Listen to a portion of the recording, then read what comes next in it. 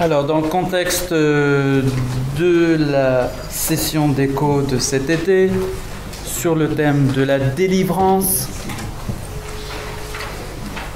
j'ai choisi, par facilité aussi, de traiter d'un évangile de pardon que j'ai traité dans le dernier ouvrage que j'ai publié.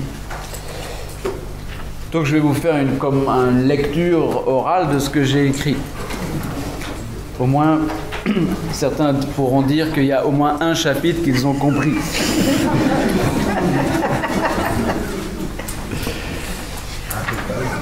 Le pardon, évidemment, c'est la délivrance par excellence. C'est la délivrance du péché et de la dette que nous contractons par le péché à l'égard de Dieu. Et parmi les actes de pardon que Jésus réalise, il y en a donc un particulièrement fameux et qui nous intéresse aussi particulièrement du point de vue de l'oralité.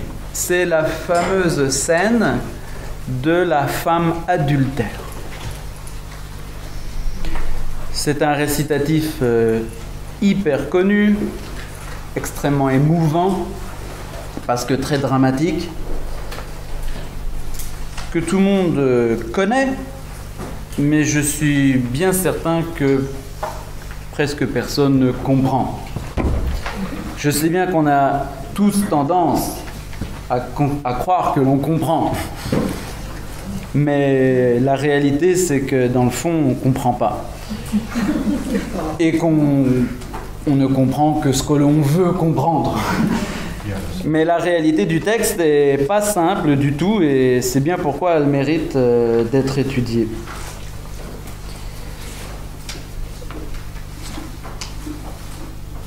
Puisque nous parlons d'oralité, on va faire un peu de technique, parce que l'oralité concerne la transmission de l'Évangile, et particulièrement son passage à l'écriture. Et je vous renvoie à la page 244, 245, ou aux feuilles que vous avez entre vos mains, pour vous montrer la complexité du problème. À savoir que lorsque l'on compare les manuscrits, on constate immédiatement qu'ils sont très instables. Et cette instabilité, vous voyez sur la page 245, je vous ai mis une page entière d'instabilité. Cette instabilité, elle pose bien des questions. Et pour nous, c'est un argument de ce que la transmission des évangiles n'a pas pu être faite seulement de l'écrit à l'écrit. Car il n'y a aucune raison de mal copier un texte, d'autant plus que ce texte, on le considère comme sacré. Dans le monde antique, religieux, dès qu'il y a une faute dans le texte, on le détruit, le texte, et on recommence. C'est pas possible que l'on transmette des textes erronés. Même quand vous regardez une page, il aurait fallu, c'est pas vrai, vous me croyez sur parole, si je vous photocopie une page des manuscrits de Platon, mais vous n'avez que ça d'apparat critique et d'instabilité de tout petits mots. Pourquoi là je vous mets une page entière d'instabilité pour un évangile? Et Platon, c'est 9 siècles, vous savez qu'on n'a pas de Platon avant le 9e siècle, après Jésus-Christ, alors qu'on a des évangiles du 1er ou 2e ou 3e. Comment se fait-il qu'on a si peu d'instabilité pour des écrits profanes, après tant de temps historique, alors qu'on a tant d'instabilité pour des écrits sacrés, alors même que nous nous trouvons au plus près de la source? Eh bien, ça prouve qu'une seule chose, c'est qu'à la source, au moins pendant la première génération apostolique, sub-apostolique, post-apostolique, on va dire les 3 premières générations, Eh bien, la transmission de l'évangile ne s'est pas faite en copiant des écrits. D'autant que l'instabilité ne consiste pas dans des bévues d'orthographe ou de rédaction. Elle consiste dans des changements d'ordre des mots dans une même phrase, ou de changements carrément de mots, changement de vocabulaire, c'est-à-dire c'est le même sens mais c'est pas le même mot, et puis parfois carrément de leçons tout à fait différentes. Alors pas beaucoup bien sûr, heureusement les textes ont été non seulement bien faits quand même, la génération apostolique et post-apostolique faisaient du travail sérieux, mais en plus les églises au cours des siècles ont tâché d'homogénéiser parce que c'était un problème au 3e, 4e siècle d'avoir des manuscrits si divers.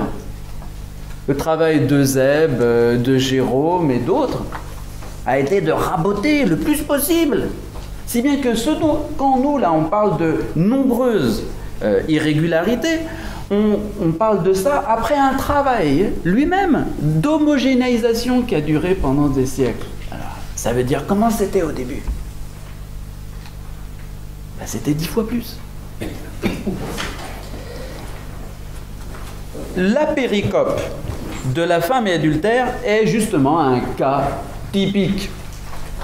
Non seulement parce que, comme vous voyez, la page est remplie d'irrégularités concernant le contenu même du récitatif, mais ce récitatif lui-même, en entier, comme tel, eh bien, se trouve, selon les manuscrits, dans différents évangiles.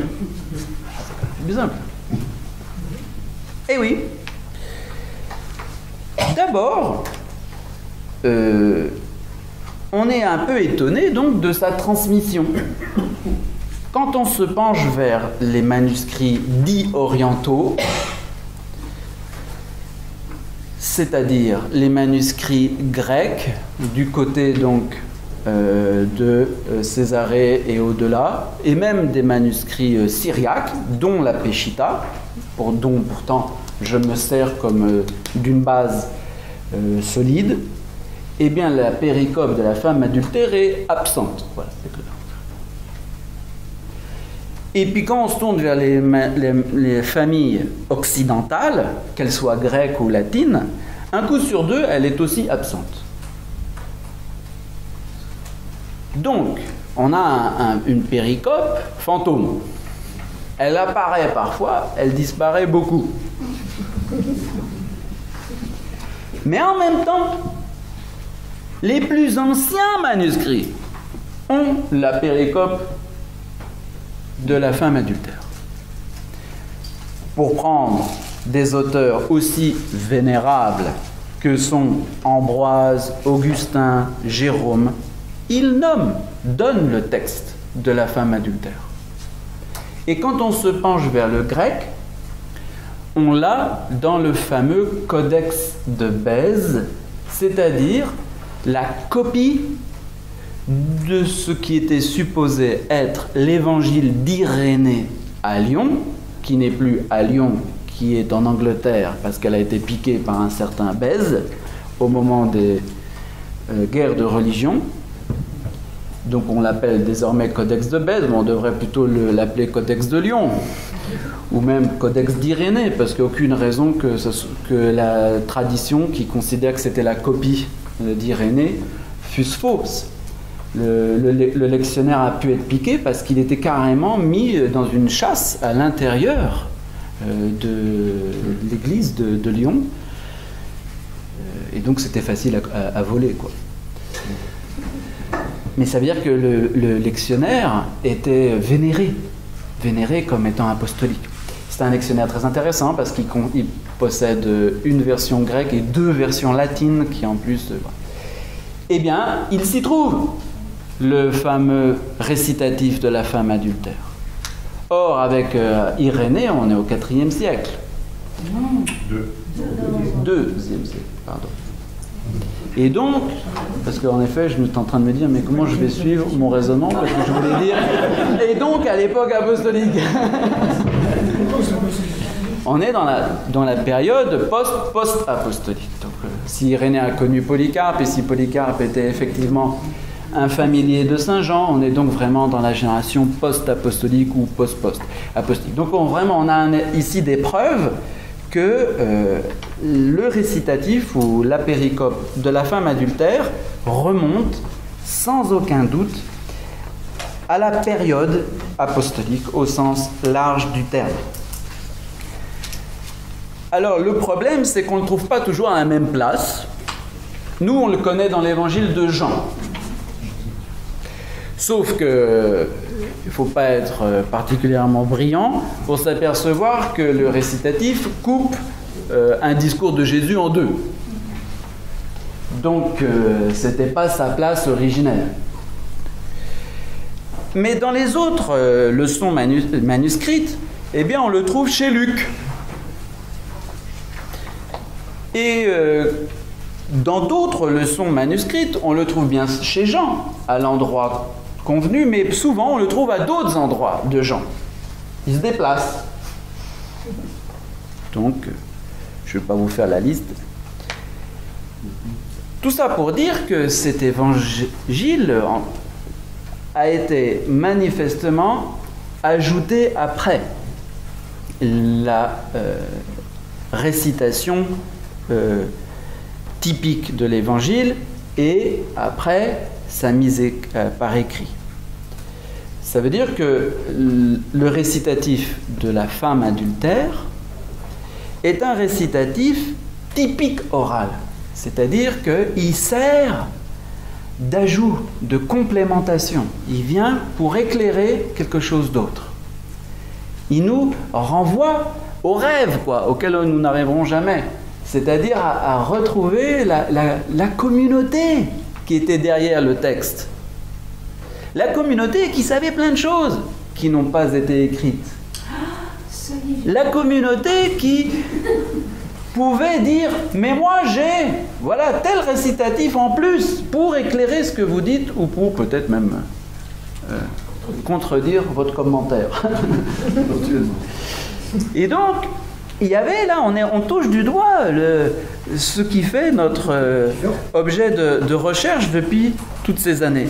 Cette communauté vivante qui contient dans son cœur tout un ensemble de récitatifs qui sont proclamés en Église et qui cependant n'ont pas été introduits dans les lectionnaires, d'où on comprend l'intérêt.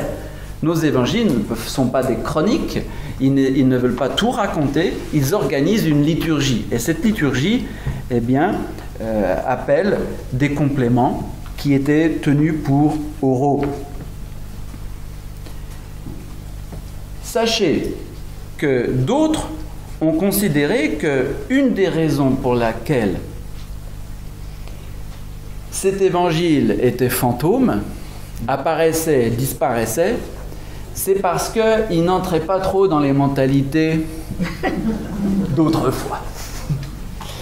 Et que donc, certains éliminaient ce récitatif. Vous imaginez bien qu'ils sont eux dans une logique de l'écrit, donc ils n'ont que des écrits, et donc ils disent, alors on a des accusations. Par exemple, on a une accusation qui est faite par un certain Nikon au XIIe siècle, qui reproche aux Arméniens d'avoir carrément supprimé l'épisode. Pourquoi ? Parce que l'indulgence du Seigneur pour la pécheresse deviendrait un scandale pour leurs propres femmes.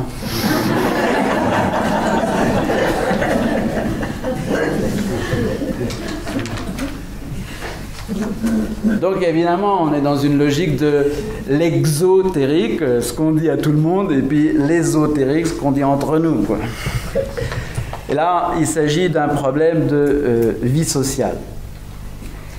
Mais cet évangile de la femme adultère, on en a des attestations très antiques. Eusèbe, vous savez, qui est notre grand ami, qui a écrit son histoire et qui cite un peu tout le monde dans la mesure où ça l'intéresse, est notre unique source, malheureusement, d'un auteur très important qui était Papias et qui lui aussi est de la génération d'Irénée, qui lui aussi était dans le cercle de Jean. Et il avait donc écrit un livre d'exégèse, exégèse des sentences du Seigneur, Logion Kyriakon Exegesis. Et il dit, alors Eusèbe fait dire à Papias, ou plutôt Eusèbe dit au sujet de Papias, or il expose aussi une autre histoire au sujet d'une femme accusée de nombreux péchés devant le Seigneur.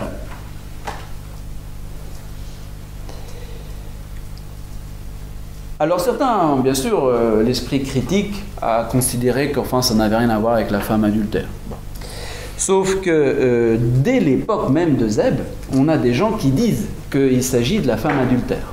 On a le traducteur d'Eusèbe en latin qui est un certain Ruffin, de bonne ou de mauvaise mémoire, parce qu'il a bataillé avec Origène.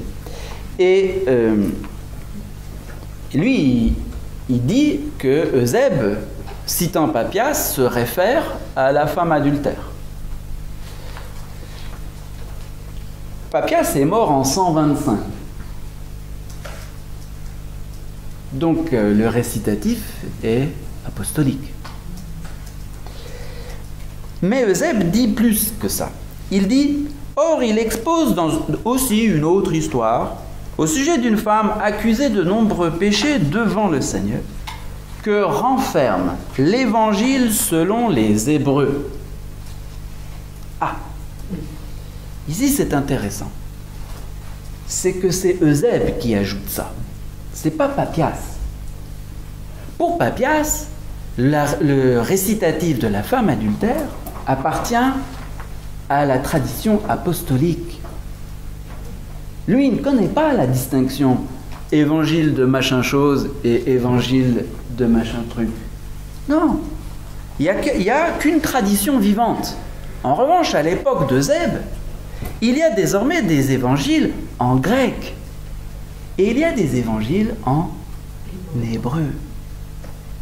Je vous rappelle qu'il y a quelques jours, nous fêtions Saint Barthélemy et que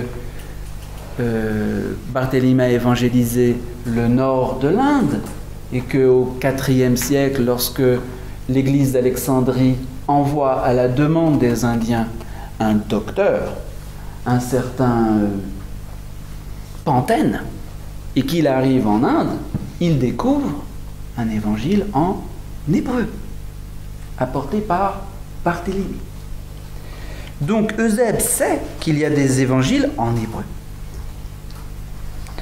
Et que les Hébreux, eux, possèdent dans leur évangile ce récitatif de la femme adultère. Mais alors, de quoi a été constitué le fameux évangile des Hébreux? Eh bien, nous savons, par Eusèbe, par Jérôme et par divers recoupements, qu'en fait, les Hébreux ne pratiquaient que l'évangile de Matthieu. Et celui que Pantène va découvrir en Inde, c'est un évangile de Matthieu. Du coup, ça veut dire que la femme adultère se trouvait dans l'évangile de Matthieu. Allez, c'est sympa, hein? On est en train de passer d'un évangile à un autre, sans problème.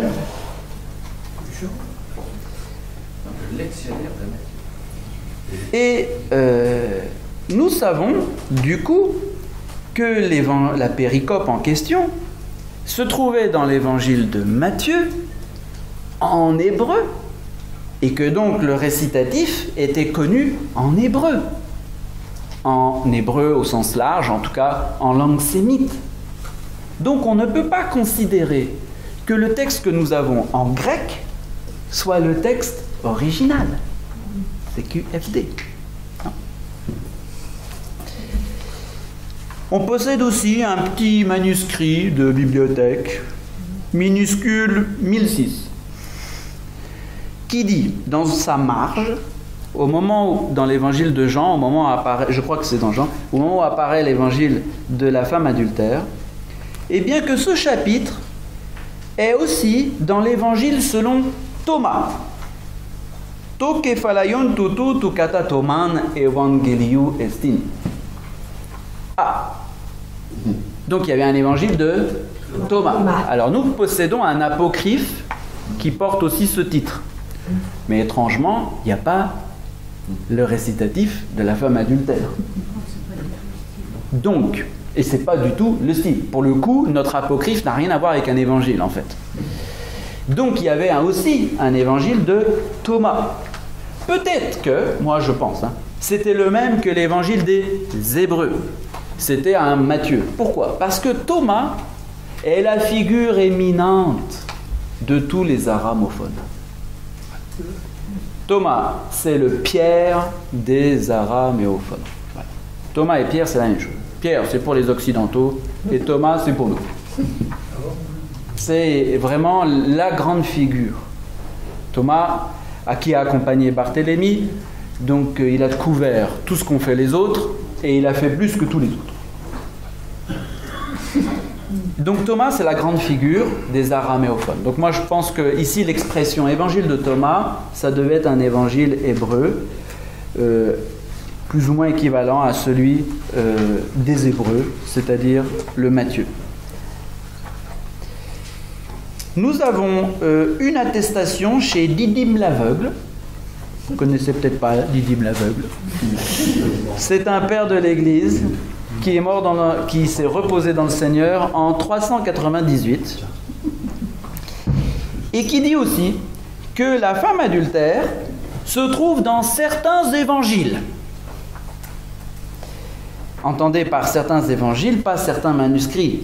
Il veut dire dans d'autres évangiles que les nôtres, c'est-à-dire le grec.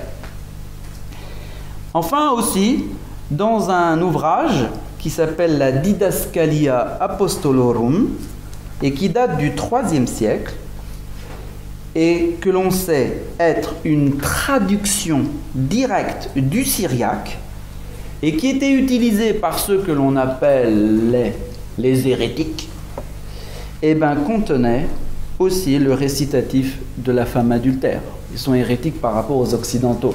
C'est-à-dire qu'ils ont d'autres évangiles que les évangiles canoniques grecs qui se sont désormais imposés autour du IIIe siècle. Donc, conclusion, cet évangile fantôme nous renvoie vraiment aux origines orales de la transmission de la bonne nouvelle.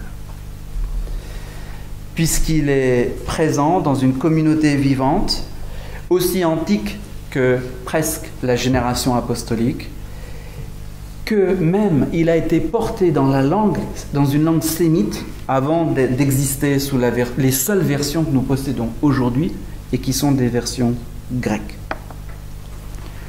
À moins de prêter crédit à la Péchita, aussi de son texte. Pour ma part, je n'ai pas su à partir de quand la Péchita contient le récitatif de la femme adultère. D'après mes recherches, j'ai trouvé qu'une version palestinienne, dite palestinienne, du VIe siècle, déjà possédait... Palestinienne, ça veut dire araméenne, c'est en langue sémite. Mais palestinienne, ça veut dire pour eux traduction du grec en syriaque. C'est une version syriaque. Au VIe siècle, il y a une version syriaque qui possède le récitatif de la femme adultère. Et on a aussi des scolies syriaques, c'est-à-dire des annotations sur d'autres manuscrits du 7e siècle qui font mention de la péricope. Mais proprement, quand cette péricope entre dans le texte canonique des églises aramophones, à savoir le texte de la Péchita ou Péchito, eh bien je ne sais pas. Nos universitaires, bien sûr, considèrent qu'il s'agit d'une vulgaire traduction du grec. Ils ont peut-être raison. Sauf que, comme toujours, ce sont des jugements péremptoires, parce que quand on se penche dans le détail, on n'arrive pas à trouver de quel texte grec la Péchita est traduite. Il ne faut pas se fier à des slogans. C'est de la traduction. Très bien, ben montrez-moi l'original. Eh bien, vous n'y arrivez pas. Je vous passe la suite des remarques que j'ai faites qui vous montre combien le texte de la Peshitta n'est pas, ça c'est sûr, la traduction du Codex de Bèze. Ce n'est pas la version du Codex. Mais, et il ressemble plutôt au texte qui est édité comme étant un texte idéal par les recenseurs des manuscrits et qui est consigné dans un ouvrage qui porte le nom de ces fameux recenseurs, à savoir Nessel Aland. Si vous voulez connaître l'ensemble des variations du grec, vous achetez votre Nessel Aland, ce sont deux Allemands, et le texte idéal, parce qu'ils produisent un texte idéal, c'est-à-dire qu'ils comparent les manuscrits, puis à la fin ils vous disent bah, le mieux c'est ça, voilà. Et bah oui, parce que c'est le principe de l'homogénéisation. Donc ils produisent le texte, et sachez que toutes nos traductions sont faites à partir du texte idéal produit par ces deux vénérables Allemands et leurs successeurs. Les textes n'ont jamais existé. Dans l'absolu, c'est un texte qui n'a jamais existé. C'est le résultat de l'hypothèse que toute variation vient après un original. C'est une dégradation et que donc on peut produire un texte idéal. De fait, la version syriaque de la Peshitta lui est largement homogène. Sauf dans des détails, comme toujours. Et comme par hasard, dans le détail, c'est la version de Bèze. Ah, mais ça c'est toujours comme ça. Donc le manuscrit de base que j'ai rejeté, parce qu'il y a de grosses choses qui ne viennent pas de Bèze, tout d'un coup, dans des détails, c'est conforme au manuscrit de Bèze. Et pas à celui idéal produit par l'homogénéisation des autres manuscrits. Tout ça donc, eh bien, nous invite à nous pencher sur le détail et à apprécier ce qui pourrait être justement une richesse de sens d'origine araméenne à cet évangile, et ce faisant, d'approcher davantage le mystère du Christ. Je vous propose de faire une petite lecture d'abord du récitatif. Au nom du Père, du Fils et du Saint-Esprit. Amen. Et au matin, il vint encore au temple, et tout le peuple venait auprès de lui. Et s'étant assis, il les enseignait. Or les scribes-compteurs et les séparés firent venir une femme qui avait été surprise en adultère. Et l'ayant fait se tenir debout au milieu, il lui disait : « Docteur, cette femme a été surprise en flagrant délit d'adultère. Et dans la loi de Moïse, cependant, il nous a commandé de lapider de tels gens. Toi, par conséquent, que dis-tu » Cela, ils le dirent tout en le testant, de telle sorte que ce soit pour eux un motif dont ils l'accusent. Or Jésus, s'étant penché vers le bas, mettait par écrit quelque chose sur la terre. Comme donc il persistait à l'interroger, il se redressa et leur dit : « Celui qui parmi vous est sans péché, qu'il jette le premier la pierre sur elle. » Et encore s'étant penché, il écrivait sur la terre. Or ceux qui entendirent, ils sortaient un à un, en ayant commencé par les anciens. Et Jésus resta tout seul, et la femme se tenait debout au milieu. Or Jésus s'étant redressé, il lui dit : « Femme, où sont-ils ? Aucun homme ne t'a condamné ? » Or celle-ci, elle dit : « Et aucun homme ? Seigneur, y a. » Jésus lui dit : « Moi non plus, je ne te condamne pas. Va, et à partir de maintenant, encore ne pêche plus. » Gloire soit au Père, au Fils et au Saint-Esprit. Amen. Vous avez dû noter que ma traduction diffère de ce à quoi vous êtes habitués, sur de tout petits points, mais qui sont décisifs. On va donc s'arrêter sur le principal. Tout d'abord, le verset 5 pose un problème. Si on se tourne vers le grec, on a d'abord un texte qui est instable du point de vue de l'écriture. Le grec dit ou bien. Donc on a deux façons dont cette phrase nous a été transmise dans les manuscrits. Ou bien il dit Moïse entonomo ekelesen tastoyutas litatzain sudenun tilegeis. Ou bien entonomo emin Moïse setelato tastoyotas litatzain suun tilegeis. Autrement dit, nous avons ou bien Moïse, dans la loi, a commandé que de tels féminins, donc sous-entendu telle femme, soient lapidés. Toi donc, que dis-tu? Et dans l'autre version, on a « Et dans la loi », donc dans la loi a été basculé de l'autre côté du verset, on se demande bien pourquoi. À nous, qui n'existe pas dans l'autre version, Moïse a ordonné que de telles, au féminin, donc sous-entendu femme, soient lapidées.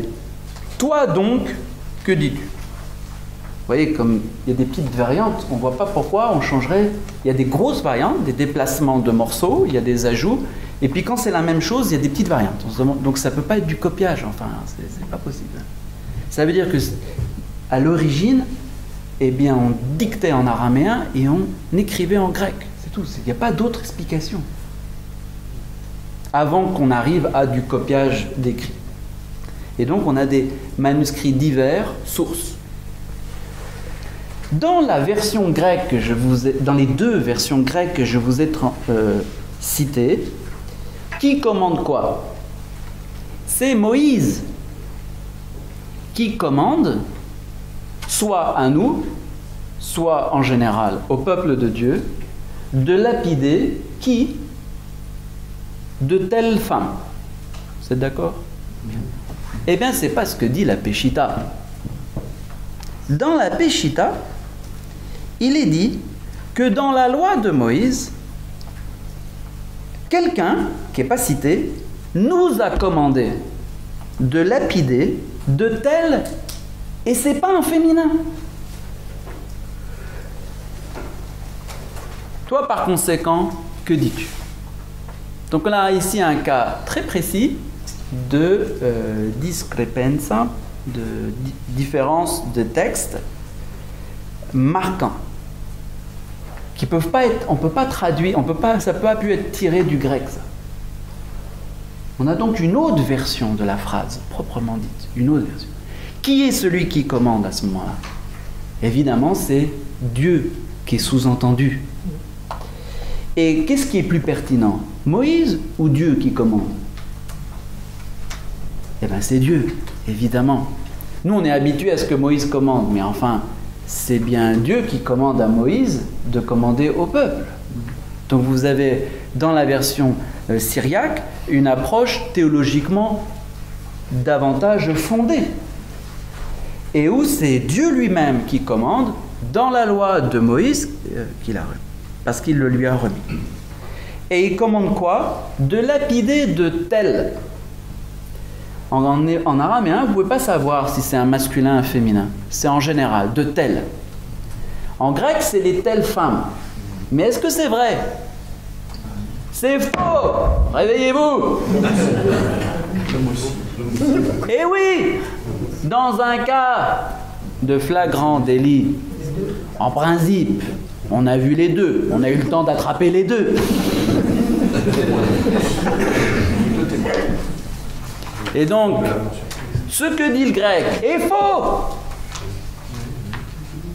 C'est partiel. Il a été tronqué. Eh bien, ça s'appelle le faux. Hein. Et donc, c'est la version syriaque ici qui est correcte théologiquement. D'une part, elle attribue l'autorité à Dieu, elle distingue l'autorité source et puis l'autorité médiatrice. Et ensuite, elle ne ferme pas le champ de la lapidation parce que est sous-entendu que normalement on doit lapider l'homme et la femme qui ont été normalement saisis ensemble en flagrant délit. Donc vous voyez comment, quand on se penche sur le détail, la Peshitta, qui a vraiment pas de titre avec elle, eh bien apparaît bien plus profonde que nos manuscrits grecs. Pour le reste,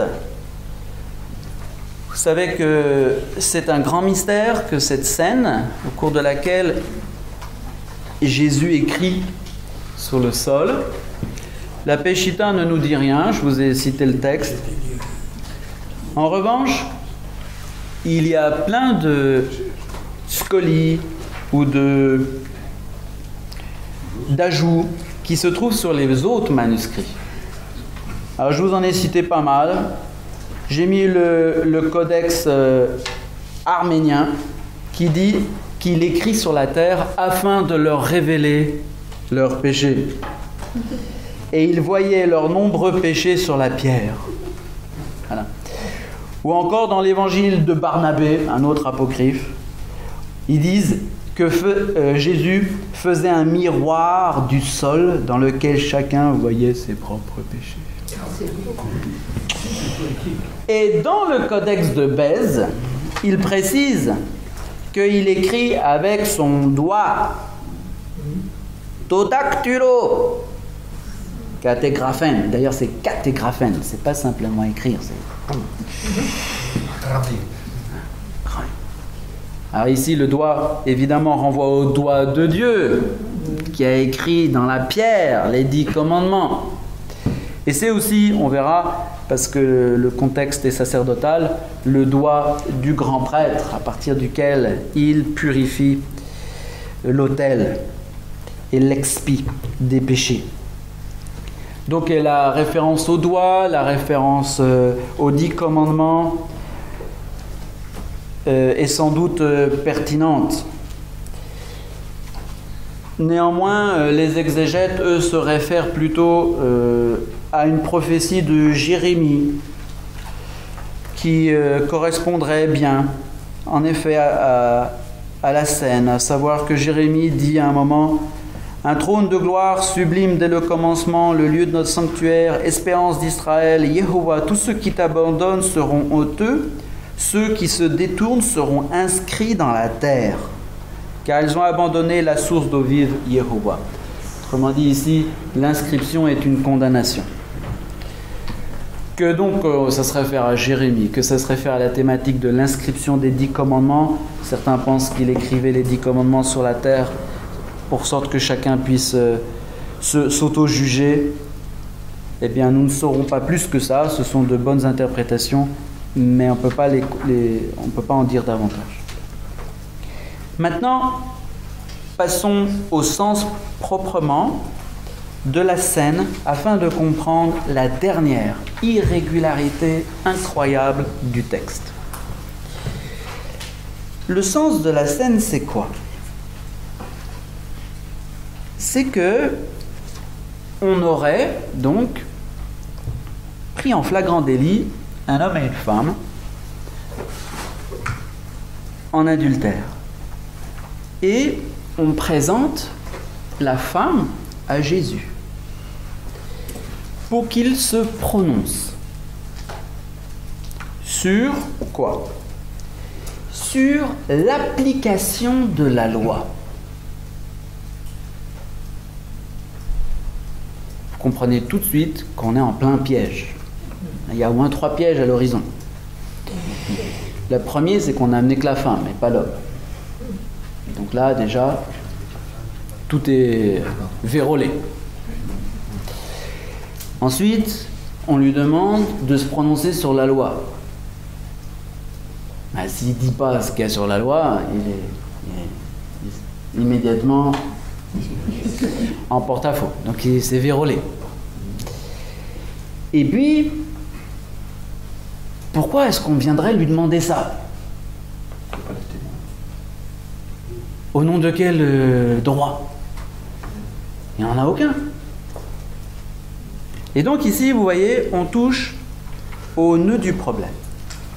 Le nœud du problème, c'est l'autorité d'appliquer la loi.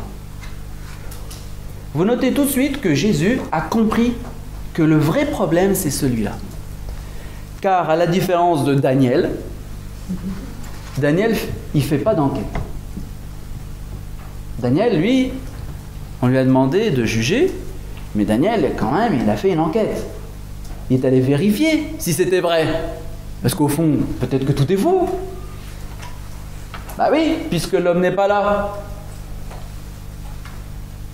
Comment je peux dire, on l'a attrapé en flagrant délit, et il n'y a pas l'autre? C'est qu'on se moque. Donc Jésus, vous voyez, aurait pu faire le Daniel et dire, bon, arrêtez de vous figer de ma poire, amenez-moi l'autre et on verra. Et puis, il n'y aurait pas eu la péricope. Parce que la péricope est plus profonde que ça. La péricope, c'est que Jésus a compris qu'on est en train de lui tendre un piège concernant l'application de la loi. Et c'est un mauvais piège. Parce que normalement, comment applique-t-on la loi? On l'applique dans un tribunal. Imaginez que moi, je me prenne pour un policier, que j'arrête quelqu'un pour lui dire « t'as brûlé le feu rouge ». Ben, c'est pas mon autorité. Et donc, ici, ils sont en train de piéger Jésus en voulant faire qu'il applique la loi hors de la structure juridique qui est le tribunal et à l'intérieur de laquelle seule une telle sentence peut être prononcée. Pourquoi ils font ça? Eh bien, c'est très simple. C'est parce qu'ils en ont ras-le-bol de Jésus. Et que Jésus n'arrête pas d'interpréter la loi dans un sens qui n'est pas le leur. Et pourquoi il le faisait? Parce que c'était possible.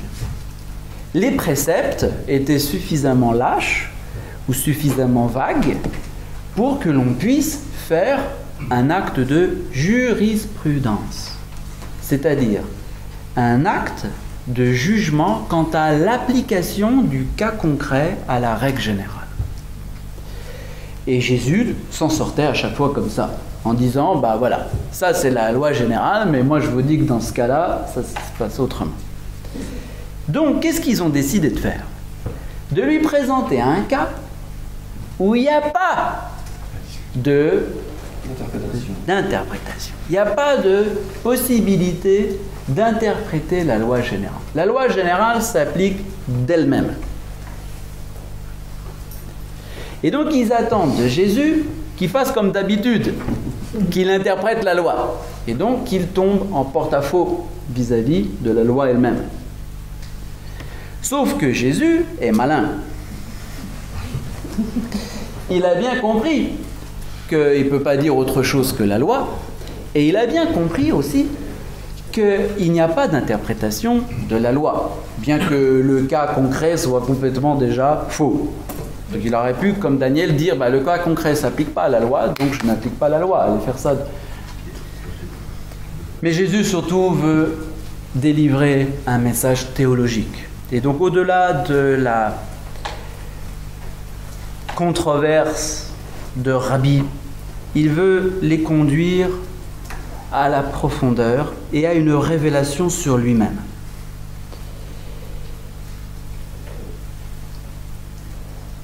En effet, le tribunal, qui est le lieu unique où doit pouvoir s'appliquer la loi, est investi de l'autorité d'appliquer la loi. En soi, qui a autorité pour appliquer la loi dans l'absolu? Le législateur. Dans le cas de la Torah, qui est le législateur? C'est Dieu, via Moïse. Donc, lorsque le tribunal se réunit, nous lui attribuons l'autorité d'appliquer la loi. Et dans le cas d'un tribunal thoratique, nous lui attribuons l'autorité même de Dieu. Pourquoi nous lui attribuons ça? Parce que si le tribunal n'avait pas cette autorité, on ne pourrait pas appliquer la loi. Dans nos sociétés civiles, il en est de même. Nous attribuons au tribunal une qualité inouïe pour pouvoir exercer son autorité, à savoir de ne pas tomber sous la loi. Si le tribunal est contraire à la loi, il ne peut pas exercer la loi. Ça s'appelle l'impeccabilité du tribunal. Nous faisons tous l'a priori que le tribunal qui juge ne va pas se tromper. Parce que si on sait d'avance qu'il se trompe, on lui remet pas la cause. C'est-à-dire que nous supposons que les juges sont impeccables. C'est un acte de supposition ontologique nécessaire, sans quoi on arrête tout, on s'en va. En vertu de quoi? Eh bien, en vertu d'un principe fondamental, ontologique lui aussi, qui est celui de la collégialité. On suppose que des personnes qui sont réunies s'abstraient de leur particularité. Et qu'en vertu de la communion des consciences, nous parvenons à l'impeccabilité espérée. C'est comme ça que notre société est fondée. Une société de droit, c'est une société où des gens se réunissent pour juger en vérité. Et vous comprenez bien que la scène est donc fausse, fondamentalement, puisqu'ils interrogent Jésus hors du tribunal et qu'ils lui demandent, lui personnellement, d'appliquer la loi. Alors Jésus, qui a bien compris le problème, qu'est-ce qu'il fait? Eh bien, il dit, puisqu'on est hors de la structure institutionnelle de tribunal et que nul ne peut appliquer la loi à moins d'être impeccable, eh bien que le premier qui est impeccable jette la pierre.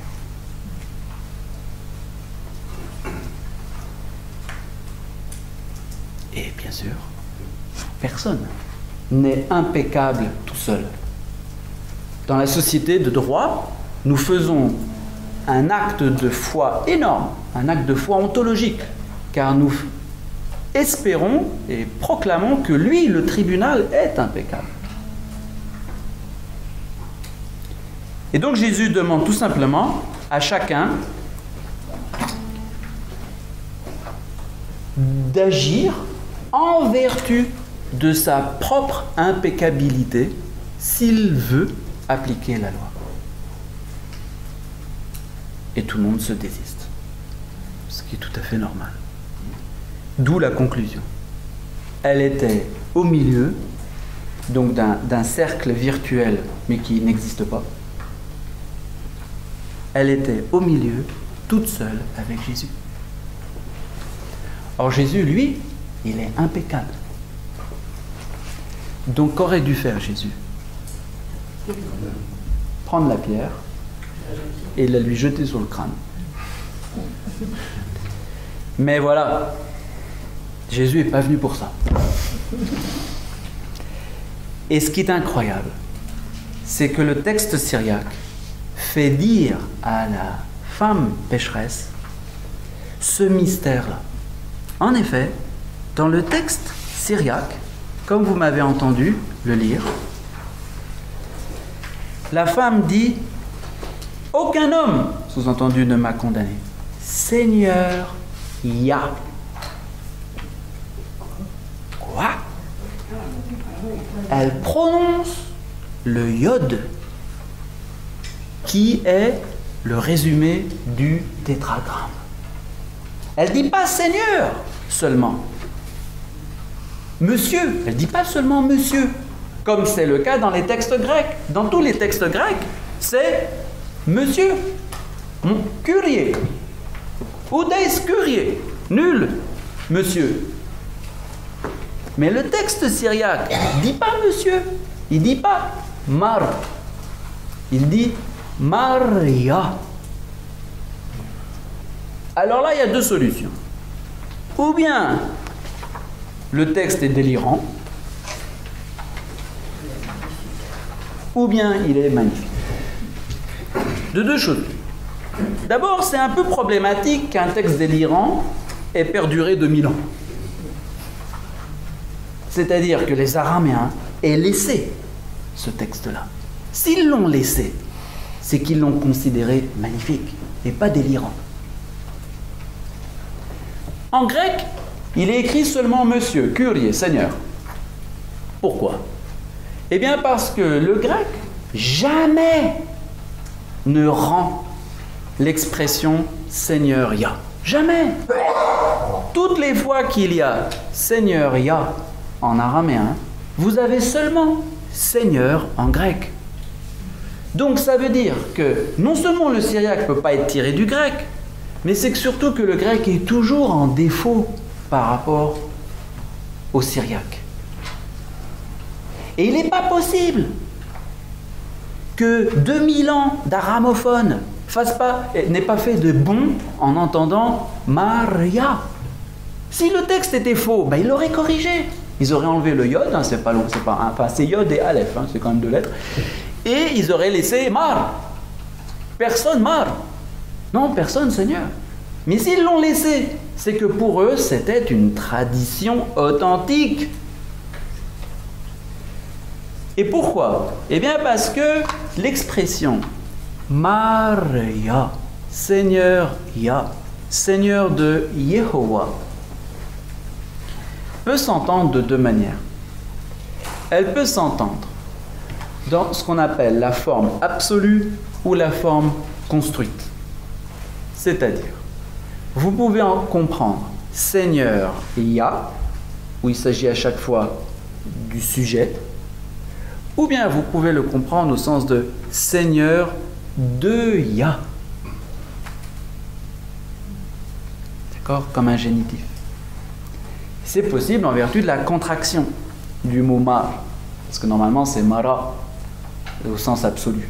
En mettant. Et nous avons dans le Nouveau Testament 2 occurrences où Maria ne peut pas se comprendre comme si c'était le Seigneur Ya lui-même, mais au sens de le Seigneur de Ya.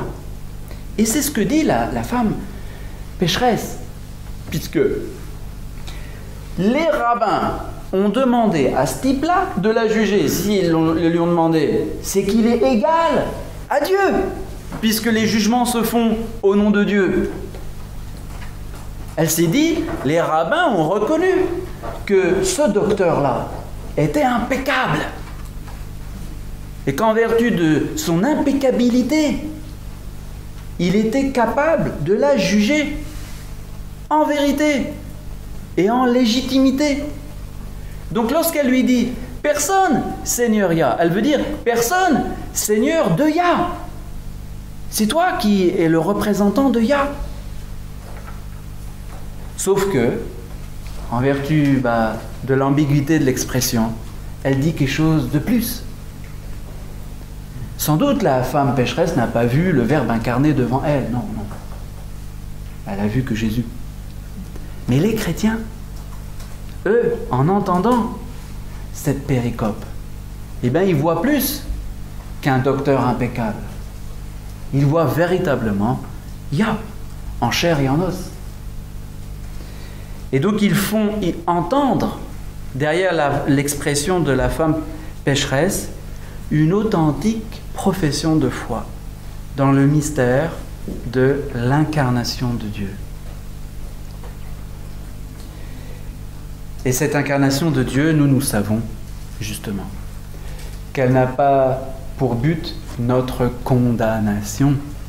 Elle a pour but eh bien, de suspendre un temps le jugement de Dieu, de laisser un espace de salut, un espace de conversion, en reconnaissant la miséricorde de Dieu par son serviteur Jésus, le salut. Moyennant, nous le savons, sa mort et sa résurrection, tout ça, c'est ce qui fait l'objet et la matière de notre profession de foi. En tout cas, cette femme pécheresse, eh bien, comme à son insu, découvre eh bien, que Jésus ne va pas la juger parce qu'il est venu la sauver, tout simplement. Et Jésus, notez, ne dit pas « je te pardonne ». Il dit simplement « ne recommence pas ». Moi, je ne te condamne pas. Voilà. Il lui dit seulement ça. Et il lui dit seulement ça parce que pour l'instant, tant du point de vue de l'argumentation de la controverse avec les autres, il a seulement voulu les prendre au piège. Puisque vous, qui n'êtes pas impeccable, vous ne pouvez pas juger, bah, je vais faire comme vous. Je vais vous laisser croire que je suis moi aussi non impeccable. À vous de découvrir après. Et donc du point de vue de la controverse, Jésus, voilà, il ne va pas y en rajouter. Oh, je te pardonne. Alors là, on sort du sujet. Voilà. Pour rester bien dans le sujet, pour qu'on ait bien compris de quoi il s'agit, Jésus s'arrête au sujet, à savoir, je ne te condamne pas. Mais nous savons, parce que nous sommes auditeurs et chrétiens, que Jésus ne fait pas seulement ne pas condamner, il va aussi pardonner. Ça, c'est une autre leçon, une autre histoire, une autre délivrance et un autre événement auquel nous-mêmes, eh bien, nous faisons l'acte de foi qui lui correspond.